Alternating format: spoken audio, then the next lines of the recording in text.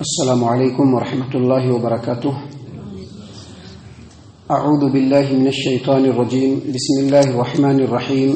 یوصیکم اللہ فی اولادکم للذکر مثل حظ الانثیین فإن کن نساء فوق اثنتین فلہن ثلث ما ترک وإن كانت واحدة فلها النصف ولأبویہ لکل واحد منہما السدس مما ترک ان کان له ولد فإن لم يكن له ولد وورثه أبواه فلأمه الثلث فإن كان له إخوة فلأمه السدس من بعد وصية يوصي بها أو دين.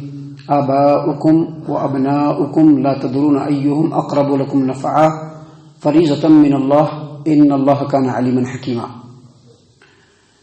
محترم سامعین کرام، سورہ آل عمران، سورہ نساء، سورۃ النساء، سورہ نمبر 4، اور اسی صورت سے ابھی آپ کے سامنے آیت نمبر 11 تلاوت کی گئی. سامعین کرام، یہ جو آیت نمبر 11 ہے اور اس کے بعد کی جو آیت کریمہ ہے اور پھر اسی صورت کے اندر جو سب سے آخری آیت کریمہ ہے، یہ 3 آیات ہیں پورے قرآن کریم کے اندر جو میراث کی آیات ہیں، جس میں وراثت کی جو تقسیم کا معاملہ ہے، کس کو کتنا ملے گا، کس کو کس قدر حصہ ملے گا، کس صورت میں کس کو کتنا ملنا چاہیے، ان تمام باتوں کی تفصیلات اللہ تبارک و تعالیٰ نے ان 3 آیات کے اندر بیان فرمائی ہے. یاد رکھیے گا، یہ آیت کریمہ یعنی آیت نمبر 11، اس کے بعد آیت نمبر 12 اور پھر اسی صورت کی سب سے آخری آیت کریمہ، یہ 3 آیات ہیں جن کو آیات میراث کہتے ہیں، آیات فرائض کہتے ہیں. محترم سامعین کرام، اس سلسلے میں جتنی بھی حدیثیں ہیں، اہل علم نے یہ کہا ہے کہ ساری کی ساری حدیثیں جو بیٹے کو کتنا ملنا چاہیے، باپ کو کتنا ملنا چاہیے، بھائی کو کتنا ملنا چاہیے، ماں کو کتنا ملنا چاہیے، باپ کو کتنا ملنا چاہیے، بیوی کو کتنا ملنا چاہیے، تمام کی تمام احادیث جو بھی اس سلسلے میں آئی ہیں وہ انہی 3 آیات کی تفسیر ہے. سامعین کرام، ابھی جو آیت نمبر 11 سورۃ النساء آپ کے سامنے ہم نے تلاوت کی ہے، اس آیت کریمہ کے شان نزول یعنی اس کے جو نازل ہونے کی وجہ ہیں، اس سلسلے میں 2 حدیثیں بیان کی گئی ہیں. پہلی حدیث جو ہے اس کو امام بخاری رحمہ اللہ نے صحیح البخاری کتاب التفسیر باب یوصیکم اللہ فی اولادکم حدیث نمبر 4577 جابر بن عبداللہ رضی اللہ عنہ روایت کرتے ہیں کہ محمد عربی صلی اللہ علیہ وسلم اور ابو بکر رضی اللہ عنہ پیدل چلتے ہوئے بنو سلمہ میں میری عیادت کے لیے آئے. میں بیمار تھا، بے ہوش تھا. آپ صلی اللہ علیہ وسلم آئے، وضو کیا اور پھر پانی میرے چہرے پر چھینٹا مارا پانی کا، تو مجھ کو ہوش آ گیا. میں نے نبی صلی اللہ علیہ وسلم سے پوچھا کہ اللہ کے رسول صلی اللہ علیہ وسلم، میرے مال کے بارے میں آپ کا کیا حکم ہے، میں اس کو کیا کروں؟ تو نبی صلی اللہ علیہ وسلم نے ابھی کچھ جواب بھی نہیں دیا تھا کہ اللہ تبارک و تعالیٰ نے یہ آیت کریمہ نازل فرما دی. محترم سامعین کرام، اسی طرح سے ایک اور حدیث ہے جس کو امام احمد نے اپنی مسند کے اندر روایت کیا ہے، اور اسی حدیث کو امام ابو داؤد نے سنن ابی داؤد کتاب الفرائض کے اندر روایت کیا ہے. اور حدیث کے راوی جابر رضی اللہ عنہ ہی ہیں. وہ کہتے ہیں کہ سعد بن ربی کی بیوی اپنی 2 بیٹیوں کو، جو سعد سے ہی تھے، یعنی سعد کی ہی 2 بیٹیاں تھیں، سعد بن ربی کی 2 بیٹیاں تھیں، سعد بن ربی کی بیوی دونوں بیٹیوں کو لے کر کے نبی صلی اللہ علیہ وسلم کی خدمت میں حاضر ہوئے اور کہا کہ اللہ کے رسول صلی اللہ علیہ وسلم، سعد بن ربی آپ کے ساتھ جنگ احد میں شریک ہوئے تھے اور وہ شہید ہو گئے. ان کے چچا نے مال کو اپنے قبضے میں کر لیا ہے، بچی کو کچھ نہیں دے رہے ہیں. اب اگر بچی کے پاس مال نہیں ہوگا تو اس کے ساتھ نکاح کون کرے گا؟ تو جابر رضی اللہ عنہ کہتے ہیں کہ پیارے رسول صلی اللہ علیہ وسلم نے فرمایا کہ اللہ تبارک و تعالیٰ اس کا فیصلہ کرے گا کہ اس کے بعد اللہ تبارک و تعالیٰ نے یہ آیت کریمہ نازل فرمائی. اللہ کے رسول صلی اللہ علیہ وسلم نے سعد بن ربی کے بھائیوں کو، یعنی جو بچیاں تھیں، دونوں بیٹیاں، ان کے چچاؤں کو یہ پیغام بھیجا، حکم بھیجا کہ ان دونوں بیٹیوں کو سعد کے پورے مال کو 3 حصوں میں تقسیم کیا جائے، اور 2/3 حصے یعنی پورے مال کو 3 حصوں میں تقسیم کریں گے، 1 2 3، 2/3 حصہ بیٹیوں کو دے دیا جائے، 2/3 حصہ بیٹیوں کو دے دیا جائے، اور 8واں حصہ جو ہے اس کے بیوی کو دے دیا جائے، اور باقی جو مال بچے وہ تمہارا ہے. تو یہ 2 حدیثیں ہیں جس کو شان نزول کے طور پر، ان دونوں آیات کے بیک گراؤنڈ کے طور پر اہل علم نے بیان فرمایا. دیکھیے اللہ تبارک و تعالیٰ نے آیت کریمہ میں کیا کہا، یوصیکم اللہ فی اولادکم للذکر مثل حظ الانثیین، اللہ تبارک و تعالیٰ تمہارے اولاد کے بارے میں تم کو حکم دیتا ہے، اللہ تبارک و تعالیٰ تمہارے اولاد کے بارے میں تم کو ارشاد فرماتا ہے کہ لڑکوں کو 2 لڑکیوں کے حصوں کے برابر ملے گا، یعنی جتنا لڑکے کو ملے گا اس کا آدھا کس کو ملے گا؟ 1 لڑکی کو ملے گا۔ یوصیکم اللہ فی اولادکم للذکر مثل حظ الانثیین، 2 لڑکیوں کے حصے کے برابر 1 لڑکے کو ملے گا۔ محترم سامعین اکرام، اس آیت کریمہ میں اللہ تبارک و تعالیٰ نے تمام انسانوں کو، ماں باپ کو یہ حکم دیا ہے کہ بال بچوں کے درمیان عدل و انصاف کریں، کیونکہ زمانے جاہلیت میں اور آج کے ڈیٹ میں بھی، زمانے جاہلیت میں بھی ہوتا تھا اور آج بھی کر رہے ہیں، نان مسلمز بھی کر رہے ہیں، مسلمان بھی کر رہے ہیں کہ بچیوں کو حصہ نہیں دیتے ہیں، بچیوں کو شادی کر کے بس بھگا دینا ہے۔ ایسا ہی ہو رہا ہے، 90% سے زیادہ مسلمان ایسے ہی کر رہے ہیں، الا ماشاءاللہ چند لوگ ہیں جو آج کے ڈیٹ میں اس چیز کو پورا کرنے کی کوشش کرتے ہیں، وگرنہ ہمارے سماج و معاشرے میں تو ایسا نہیں ہوتا ہے۔ تو اللہ تبارک و تعالیٰ نے یہاں پر حکم دیا ہے لوگوں کو، ماں باپ کو، کہ بال بچوں کے درمیان انصاف کرو۔ زمانے جاہلیت میں بچیوں کو ان کا حصہ نہیں دیا جاتا تھا، لہذا تم لوگوں کو حصہ دینا ہے۔ اللہ نے کہا کہ دونوں کے ساتھ انصاف کرنا ہے، لیکن یہاں پر ایک بات خیال رکھا جائے کہ اللہ تبارک و تعالیٰ نے جو یہ فرمایا کہ بیٹے کو جتنا ملے گا اس کا آدھا بیٹے کو ملے گا، یعنی 2 بیٹیوں کا حصہ جو ہوگا وہ 1 بیٹے کو ملے گا، ایسا اس لیے کہا کہ دونوں کے درمیان فرق ہے۔ آپ چاہے کسی سماج و معاشرے میں چلے جائیے، لوگ دکھاوے کے لیے بولتے ہیں کہ بیٹی کو آگے بڑھاؤ، بیٹی کو دم مردوں کے شانہ بشانہ چلاؤ، بیٹیوں کو جو ہے نوکری کرواؤ، لیکن آپ کسی بھی سماج و معاشرے میں جائیں گے ساری ذمہ داری مرد کے اوپر ہوتی ہے۔ حتیٰ کہ آپ مسلمان سماج و معاشرے میں بھی دیکھیں گے یا پھر نان مسلم سماج و معاشرے میں بھی دیکھیں گے، جب بیٹیوں کا رشتہ لے کر کے جاتے ہیں تو دیکھتے ہیں کہ جو لڑکا ہے وہ کتنا مضبوط ہے، کتنا کماتا ہے، اس کا جو ہے پراپرٹی کتنا ہے، کیونکہ سب میری بیٹی کا ہونے والا ہے۔ تو ذمہ داری کس کے سر پر ہوتی ہے؟ خرچ کرنے کی ذمہ داری مرد کی ہوتی ہے، کمانے کی ذمہ داری مرد کی ہوتی ہے، تجارت کی ذمہ داری مرد کی ہوتی ہے، جتنے بھی مشقت والے کام ہیں ان تمام کی ذمہ داری مرد کی ہوتی ہے۔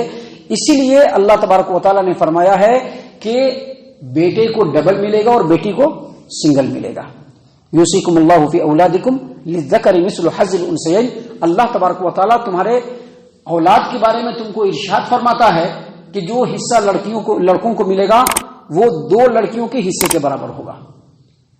محترم سامعین کرام، اس آیت کریمہ کے تفسیر میں اہل علم نے، عقل مندوں نے یہ بیان فرمایا ہے کہ ماں باپ سے زیادہ، والد سے زیادہ اپنے بندوں سے پیار کرنے والا، اس کی چیزوں کا خیال رکھنے والا اللہ تبارک و تعالیٰ ہے۔ کیونکہ اللہ تبارک و تعالیٰ نے یہاں پر کیا کہا؟ اللہ نے حکم دیا ہے لوگوں کو، وگرنہ مال ایسی چیز ہے کہ اگر اللہ حکم نہ دے تو انسان پورے مال کو اپنے پاس ایک دم جکڑ کے رکھے رہے، پکڑ کے رکھے رہے، اپنے تجوری میں بند کر کے رکھے رہے، کبھی نہیں کھولے، موت تک نہیں کھولے۔ اللہ تبارک و تعالیٰ نے والد کو حکم دیا ہے، والدین کو حکم دیا ہے، لوگوں کو حکم دیا ہے کہ اپنے بیٹے اور بیٹیاں دونوں کو حق دو، حکم دیا ہے، جس کی وجہ سے اہل علم نے کہا ہے کہ ماں باپ سے بھی زیادہ پیار کرنے والا اللہ تبارک و تعالیٰ ہے۔ اس لیے لوگوں کو کیا چاہیے؟ اللہ تبارک و تعالیٰ کی اطاعت و فرمانبرداری کرنی چاہیے۔ اللہ کا حکم اگر آ جائے سامنے کسی کا بھی حکم نہیں چلے گا، کیونکہ سب سے زیادہ انسان کا خیال رکھنے والا، سب سے زیادہ اس کی فکر کرنے والا، سب سے زیادہ اس کے اچھے اور برے کا خیال کرنے والا، اچھائی اور خیر و بھلائی دینے والا پورے کائنات میں انسانوں کے لیے اگر کوئی ہے تو اللہ تبارک و تعالیٰ، دوسرا کوئی نہیں ہو سکتا ہے۔ محترم سامعین کرام، اتنا بیان کرنے کے بعد اللہ تبارک و تعالیٰ نے آگے فرمایا کہ فَإِن كُنَّ نِسَاءً فَوْقَ اثْنَتَيْنِ فَلَهُنَّ ثُلُثَ مَا تَرَكَ۔ بہت غور سے سنیے گا، اللہ تبارک و تعالیٰ نے فرمایا کہ اگر عورتیں 2 سے زیادہ ہوں، ترجمہ ایسے ہی ہوتا ہے، فوق اثنتین کا مطلب ہوتا ہے 2 سے زیادہ، اس کا مطلب 2 نہیں، 2 سے زیادہ، لیکن ترجمہ ایسے نہیں ہے۔ ترجمہ کیسے ہے؟ چونکہ یہ قرآن کریم ہے، ہم من موجی ترجمہ بھی نہیں کر سکتے ہیں، من موجی مطلب بھی نہیں بتا سکتے ہیں، وہی معنی اور مفہوم بتلائیں گے جو سلف صالحین نے کیا ہے، جو نبی اکرم صلی اللہ علیہ وسلم کے فرمان سے ثابت ہے، وہی ترجمہ کرنا ہے اور وہی معنی اور مفہوم نکالنا ہے۔ یہاں پر اللہ تبارک و تعالیٰ نے فرمایا فَإِن كُنَّ نِسَاءً فَوْقَ اثْنَتَيْنِ، ترجمہ یہ ہوتا ہے کہ اگر عورتیں 2 سے زیادہ ہوں، لیکن ترجمہ کیسے کیا جائے گا؟ اگر عورتیں دو یا دو سے زیادہ ہوں، یعنی کسی بھی باپ کی بیٹی اگر دو ہو یا دو سے زیادہ ہو، اگر دو ہو یا دو سے زیادہ ہو تو اس کا حصہ پورے وراثت میں کتنا لگے گا؟ فلہن ثلثا، 2/3، یعنی پورے مال کو 1 2 3 تین حصوں میں تقسیم کریں گے، 2/3 حصہ جو ہے بیٹی کو دے دیں گے اگر لڑکیاں 2 سے زیادہ ہوں گی تو، 2 یا 2 سے زیادہ۔ اس کی دلیل ابھی ہم نے آپ کے سامنے حدیث بیان کی تھی، مسند احمد اور سنن نبی داؤد کتاب الفرائض کی روایت، سعد بن ربیع رضی اللہ عنہ کی 2 بیٹیوں کو لے کر کے ان کی بیوی نبی صلی اللہ علیہ وسلم کی خدمت میں اور کہا کہ اس کے چچا نے مال کو اپنے قبضے میں کر لیا ہے، دے نہیں رہا ہے، کیسے ہوگا بچی کا؟ تو نبی صلی اللہ علیہ وسلم نے کہا کہ اللہ فیصلہ کرے گا۔ جب فیصلہ آیا تو اللہ کے رسول صلی اللہ علیہ وسلم نے کیا پیغام بھیجا کہ دونوں بیٹیوں کو 2/3 دو۔ حدیث ابھی بتلایا تھا میں، دونوں بیٹیوں کو کتنا دو؟ 2/3 دو۔ اس کا مطلب یہ ہوا کہ بیٹیاں اگر 2 ہوں یا 2 سے زیادہ ہوں تو پورے مال میں سے 2/3 حصہ کس کو دیا جائے گا؟ بیٹیوں کو دیا جائے گا۔ اللہ نے فرمایا اسی بات کو، فَإِن كُنَّ نِسَاءً فَوْقَ اثْنَتَيْنِ فَلَهُنَّ ثُلُثَا مَا تَرَكَ، یہ بیٹوں کی غیر موجودگی میں، یہ کس کی غیر موجودگی میں؟ بیٹوں کی غیر موجودگی میں۔ اگر بیٹے ہوں گے تو پھر مسئلہ پہلے بیان کیا جا چکا ہے کہ مرد کو ڈبل ملے گا اور اس کا سنگل کس کو ملے گا؟ لڑکی کو ملے گا۔ لیکن اگر صرف بیٹیاں ہوں اور بیٹیاں 2 ہوں یا 2 سے زیادہ تو پورے مال میں سے 2/3 حصہ بیٹیوں کے لیے ہو جائے گا، اسی میں ان کو پورا تقسیم کر کے دیا جائے گا، 2 ہو یا 2 سے زیادہ۔ آگے مزید فرمایا اللہ تبارک و تعالیٰ نے، وَإِن كَانَتْ وَاحِدَةً فَلَهَا النِّصْفُ، اور اگر بیٹی صرف ایک ہی ہو، دوسری کوئی اولاد نہیں ہو تو پورے مال میں سے آدھا حصہ کس کو مل جائے گا؟ بیٹی کو مل جائے گا، پورے مال میں سے آدھا حصہ۔ محترم سامعین کرام، آگے اللہ تبارک و تعالیٰ نے فرمایا وَلِأَبَوَيْهِ لِكُلِّ وَاحِدٍ مِّنْهُمَا السُّدُسُ مِمَّا تَرَكَ إِن كَانَ لَهُ وَلَدٌ، ماں باپ ہے اور ساتھ میں بال بچے بھی ہیں۔ ایک آدمی ہے جو پراپرٹی والا ہے، ایک آدمی ہے جو مال والا ہے، اس کے ماں باپ بھی ہیں اور اس کے اولاد بھی ہیں اور اس کا انتقال ہو گیا۔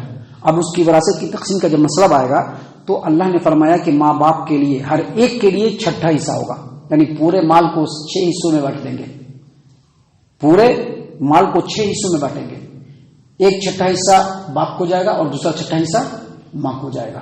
اللہ نے فرمایا وَلِأَبَوَيْهِ لِكُلِّ وَاحِدٍ مِّنْهُمَا، ان دونوں میں سے ہر ایک کے لیے 6واں حصہ ہوگا، مما ترک، چھوڑے ہوئے مال میں سے، ان کان لہ ولد، اگر مرنے والے کی اولاد ہوگی تو۔ آگے فرمایا فَإِن لَّمْ يَكُن لَّهُ وَلَدٌ وَوَرِثَهُ أَبَوَاهُ فَلِأُمِّهِ الثُّلُثُ، اور اگر اولاد نہیں ہوگا اور صرف ماں باپ ہوں گے تو ماں کو 3واں حصہ مل جائے گا۔ ماں کو کتنا حصہ مل جائے گا؟ 3واں حصہ مل جائے گا، اور باپ جو ہے اس کا وارث بنے گا، باپ اس کا وارث بنے گا، کیونکہ اگر اولاد نہیں ہے تو باپ وارث بنے گا، دوسرا کوئی بھی وارث نہیں بن سکتا ہے، باپ ہی اصل میں وارث بنے گا۔ محترم سامعین کرام، آگے اللہ تبارک و تعالیٰ نے فرمایا فَإِن كَانَ لَهُ إِخْوَةٌ فَلِأُمِّهِ السُّدُسُ۔ دیکھیے اوپر یہاں بتلایا گیا اللہ تبارک و تعالیٰ نے فرمایا کہ اگر مرنے والے کی اولاد نہ ہو اور ماں اور باپ ہو تو ماں کو کتنا حصہ ملے گا؟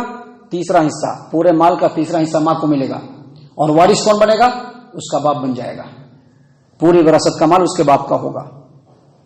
لیکن آگے فرمایا کہ اگر اولاد بھی نہیں ہو، ماں باپ صرف ہو، لیکن ساتھ میں فَإِن كَانَ لَهُ إِخْوَةٌ،